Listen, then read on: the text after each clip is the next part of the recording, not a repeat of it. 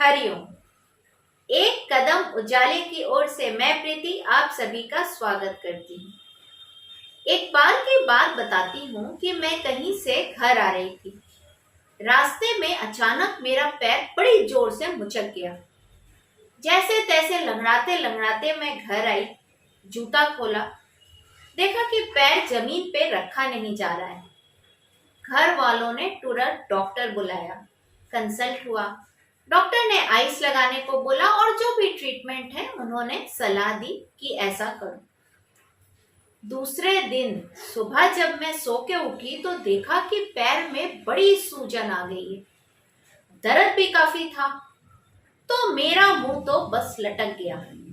सारा ध्यान बस पैर में लगा रहा।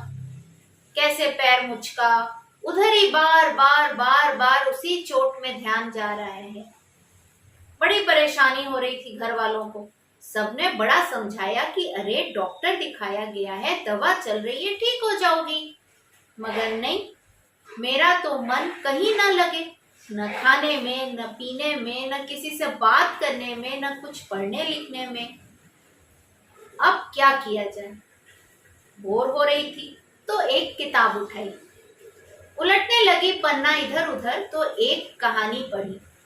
कहानी पढ़ते ही मेरा मूड तो बिल्कुल चेंज हो गया। मेरा ध्यान अपनी चोट से हट गया। ऐसा क्या लिखा था इस कहानी में, चलिए आप भी सुनिए। एक बार एक संत एक व्यवसायी के घर आया जाया करते थे, सत्संग देते थे। अब सेठानी सत्संग सुनते। सेठ की पूजा भक्ति से संत बड़े प्रसन्न रहते थे। एक शाम संत सत्संग दे रहे थे तो संत ने देखा कि सेठ का मन आज सत्संग में लग नहीं रहा है, पर फिर भी संत कुछ नहीं बोले। सत्संग चालू रहा। दूसरे दिन फिर उन्होंने यही नोटिस किया कि आज भी सेठ का मन नहीं लग रहा। संत ने सोचा कि कोई प्रॉब्लम होगी, ठीक हो जाएगी एक दो दिन में। संत आज भी कुछ नहीं बोले। सत्संग पूरा हो गया। संत विश्राम करने लगे। अब तीसरे शाम वही सत्संग फिर से चालू हुआ। आज भी सेठ का मन सत्संग में नहीं था। तब संत ने सत्संग को बीच में रोकते हुए पूछा कि क्या बात है, कोई समस्या है? कुछ दिन से देख रहा हूं तुम्हारा मन सत्संग में नहीं लग रहा, क्या प्रॉब्लम है, मुझे बताओ। तो सेठानी जी बोली कि नहीं महाराज, कोई समस्या नहीं है, बल्कि आपकी कृपा से तो खुशी की खबर है कि सेठ जी को 5 लाख का फायदा हुआ है। अब संत सेठ जी की तरफ देखने लगे कि जब तुमको 5 लाख का फायदा हुआ है तो तुम्हारा मुंह क्यों लटका हुआ है? 3 दिन से तुम ऐसे लटका के बैठे हो, सत्संग में भी ध्यान नहीं दे रहे हो, क्या बात है? तो सेठ जी ने कहा कि मुझे 5 लाख का नुकसान हो गया है। अब संत तो भौचक्के रह गए। सेठानी कुछ बोल रही है, सेठ कुछ बोल रहा है।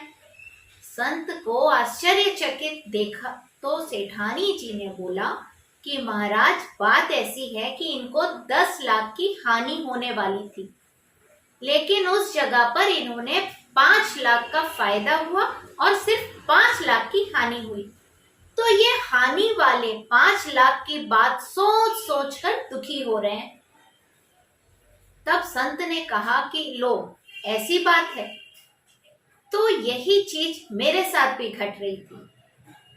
मेरा एक्सीडेंट हुआ जरूर, लेकिन मामूली मोच आई।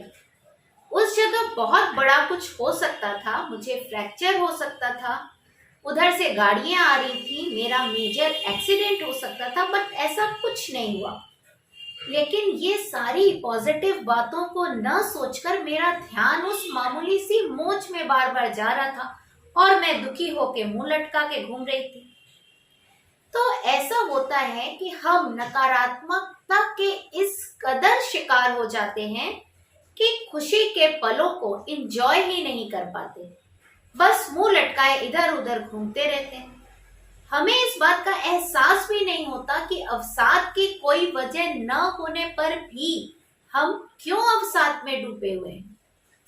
हमें पता है कि हमें सकारात्मक रहना चाहिए, चीजों को, सिचुएशंस को सकारात्मक दृष्टिकोण से देखनी चाहिए। और ये सही भी है, क्योंकि कोई भी एडवर्स सिचुएशन हमारी भले के लिए आती है।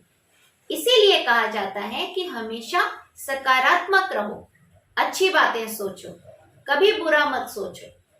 और इसके पीछे दूसरी कोई वजह है नहीं ऐसा बोलने के लिए, मगर फिर भी हमारा ध्यान बार बार हानि, नुकसान, इन बातों पे चला जाता है।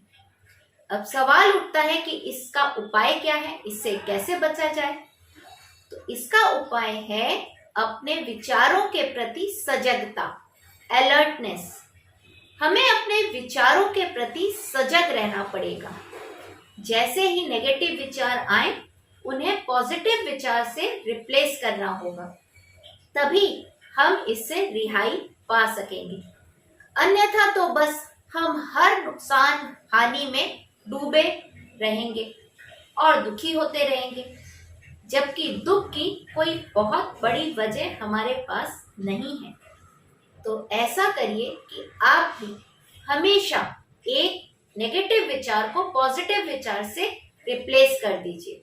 अगर कभी आपको नकारात्मकता सताए तो आप उसको इस कदर रफा दफा करिए। फिर मिलने के वादे के साथ आज लेती हूँ विदा। हरिओम।